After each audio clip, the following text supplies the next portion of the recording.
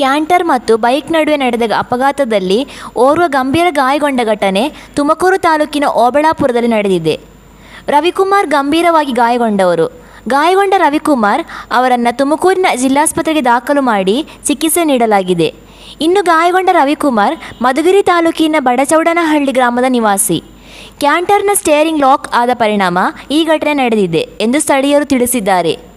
ತುಮಕೂರು ಗ್ರಾಮಾಂತರ ಪೊಲೀಸ್ ಠಾಣೆ ವ್ಯಾಪ್ತಿಯಲ್ಲಿ ಘಟನೆ ನಡೆದಿದೆ.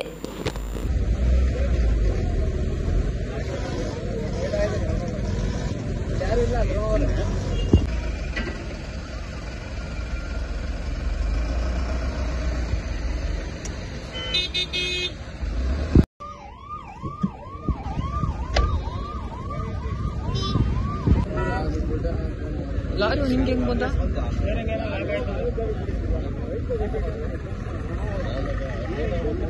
ಲಾರಿ